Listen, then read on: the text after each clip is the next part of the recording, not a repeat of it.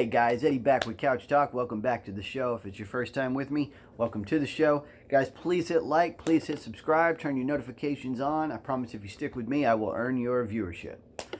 Guys, I just had to do this one. This is going to be a quick one, but I am starting to get fed up with censorship. I'm starting to get fed up with my censorship that is being imposed upon me. I'm getting hit on YouTube. I'm getting hit on Facebook. I'm getting hit on Twitter. And just so you guys understand, when I say something, I'm not making it up, right? I'm talking about the kind of stuff that's getting censored from me is like peer-reviewed scientific studies that are posted on the website for CDC. And I still can't put it out there because someone's terrified that, I don't know, we might learn the truth. I don't know what's going on. But it's gotten to the point where I feel like this video is necessary, and I'm starting to lose my patience with some of it. I need to say this, and this is important. I want everybody to take this in. Freedom of speech. Matter of fact, all freedoms. Freedom of religion, freedom of press. They are most essential when the going gets tough, right? Freedom is easy when the going is easy, right? Freedom is simple when what someone is saying doesn't affect anyone negatively, right? If somebody is just singing about unicorns and butterflies, nobody gives a shit. It's when somebody criticizes another. That's when the freedom of speech is most necessary. So I hear things like what the proponents who wish to stifle speech, I hear things like hate speech, right? That's this nebulous term that we're not really sure exactly what the legal parameters of it are, right? But I mean, I'm thinking we can all guess that what hate speech is probably speech that is hateful, or speech that expresses hatred in some form, or anger, or wrath, or racism, or bigotry, or something like that, right? Basically, it's hateful speech. We kind of know what it means, but the reason there's no legal parameter for it is because it's not a legal term. It's not a keyword. It's not something that has any true meaning other than we hear somebody talk and we're like, wow, that was hateful. That was rough, right? But despite how poorly received hate speech might be, there really isn't any legal definition. It really doesn't exist, okay? It's just more speech. It's speech that somebody will probably not like, okay? But that is when freedom of speech is needed the most. Not the least, the most. No one's ever going to stop you from reciting the ABCs. They're going to stop you from criticizing the government, from criticizing crazy lifestyles that you don't agree with, immoral behavior that you don't agree with. That's when they're going to stop you from talking, is when you might sit in judgment of somebody else. And I don't condone judgment. I don't think that it is right to ever say something racist. And this is the next thing that happens, right? And I need to kind of like put this out there. The very next step in this argument is let's say you have somebody that says something stupid, like they throw a racial slur out there, or they say something bigoted or sexist or whatever. And then I defend their right to say it. The very next thing I hear is, oh, well then you must be hateful also. You must be racist also. You must be bigoted. For defending the person who did say something stupid, I have to also be as stupid. No, that is not correct. That is 100% illogical. You can defend someone's right to say something without agreeing with them. Those are two mutually exclusive things, right? And it's important you understand this, because when they say stupid stuff like that, I hate it. I think it is retarded.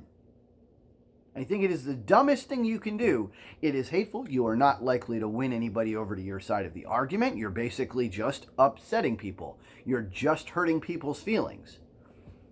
But that doesn't mean that you don't have the right to say it. The other thing that's important to know about these freedoms is that, and this I think also goes for all freedoms, the most fundamental element of this is that it's most necessary when the going gets tough, right? It's most necessary. Like, for example, okay, when President Zelensky in Ukraine shuts down 3 TV stations, when he bans 11 opposition parties, right? Now, people will say, well, it's wartime, right? It's understandable. It's wartime. No. When the going gets tough, that's when your values are truly on the line. It's easy to be faithful in a relationship until temptation truly presents itself. Then all of a sudden it's not so simple. It's easy to say, I stand for freedom, until you're truly put to the test. That's when it's demonstrated whether or not you actually stand for freedom. Okay, so we need to understand that these most difficult situations are the ones that we need to protect the most. Another word or group of words that I hear when it comes to this argument of whether or not we should stifle speech, the words I hear are misinformation, disinformation, and malinformation. And first of all, let me just go ahead and say that I'm not sure I can tell you the difference between the two. If I had to guess, and I mean, if you were to look them up online, they're all pretty much the same thing. But if I had to guess, I would say that misinformation is like truthful information, but could be misleading, could lead someone to the wrong conclusion. When I say wrong conclusion, I don't mean necessarily the wrong conclusion. I mean a conclusion other than that which is hoped for by the person who is reviewing it, right? All that really matters is the eye of the beholder in this situation, right? Or perhaps it's missing context or something, you need a more complete understanding. Disinformation would be a kind of the same thing, possibly truthful information, but meant to allay suspicion or to purposefully confuse. Or sometimes it's just, lots of different facts that are seemingly inconclusive to try to flood the user's interpretation. Malinformation would, I think, be like an outright lie, like an intentional deception.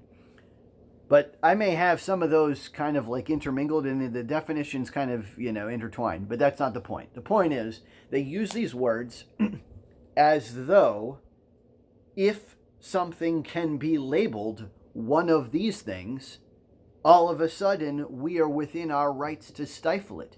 No, no, no. Just because someone is wrong does not mean they no longer have the right to speak, unless it is already something that is protected by law. For example, it's something that would damage the liberties of other people via slander, libel, etc., right? Or if they're inciting one to imminent violence. Those are the rules that we can't get past because they're already set in stone, they're already law. Basically, the way all freedoms work is you can do whatever you want within the confines of that freedom until it damages the freedom of somebody else. Same thing with speech. I can say whatever I want until it damages the life, liberty, or pursuit of property of someone else. That's when slander and libel, that's when incitements to violence, that's basically what those are. They are the infringements of somebody else's liberty, right? These freedoms, we have got to protect them. And it does not mean, if you defend the right of a racist person to say something racist, that does not mean you are racist, right?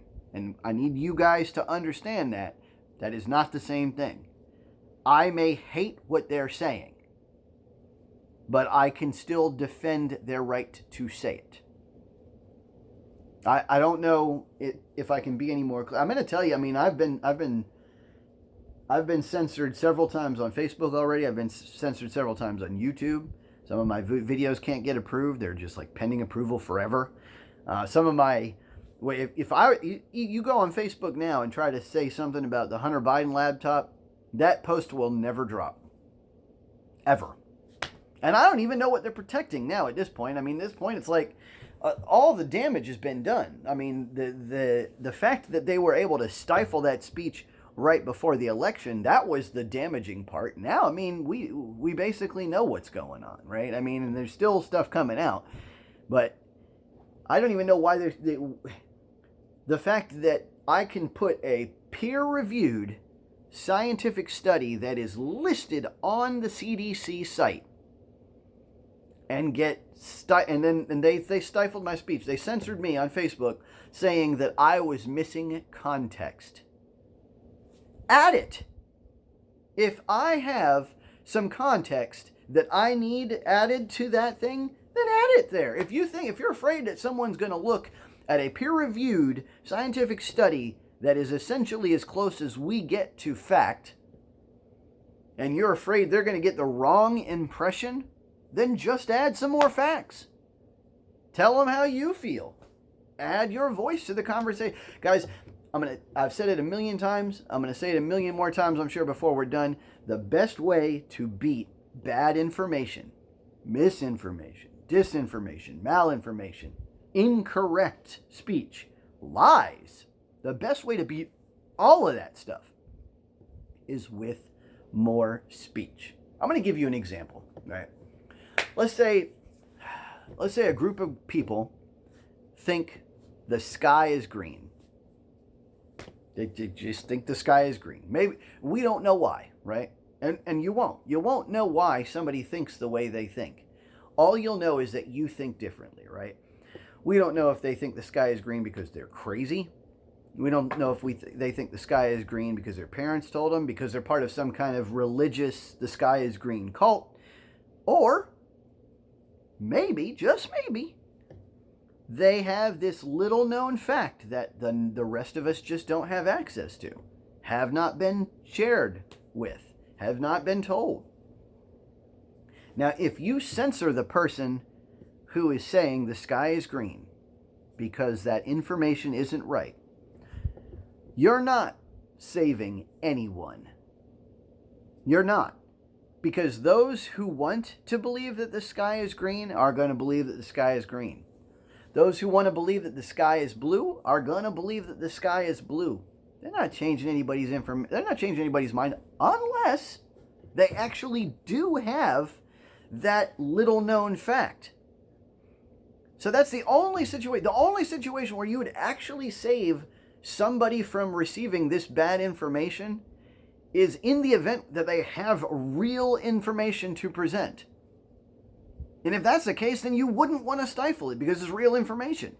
And if they don't have real information, not only are you keeping anybody else, you're not protecting anybody else, but also you're further damaging those who are under this delusion that the sky is green, because they're never going to have the benefit of the argument against them. They're never going to have the benefit of more speech. They're never going to have the benefit of somebody saying, no, actually the sky is blue and it's based on, light refracting off of water droplets in the air. They're never going to have that scientific explanation available to them. They're never going to have counter studies brought to bear. They're never going to have dialogue. That is how humans learn, by dialogue, by discourse with each other. And if you shut it down, then all you are doing is stifling human knowledge at its most fundamental level.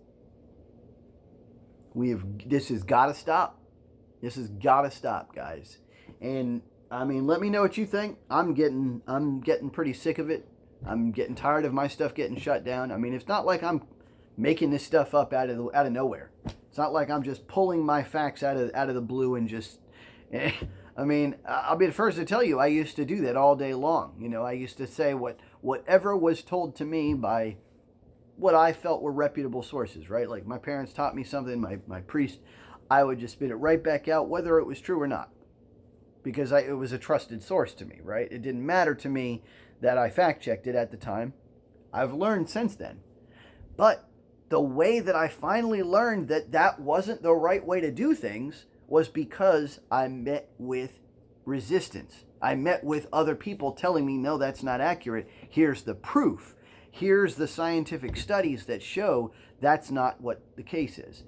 And guys, there's plenty of times where there's interpretation, where both sides can essentially be right, or where both sides are basically talking past each other. That happens a lot too. But that doesn't mean that you just shut down one side. That's the worst thing that you can do, is to just end the discourse, end the conversation. Let me know what you guys think. We'll talk about this more on Couch Talk. I'll catch y'all next time.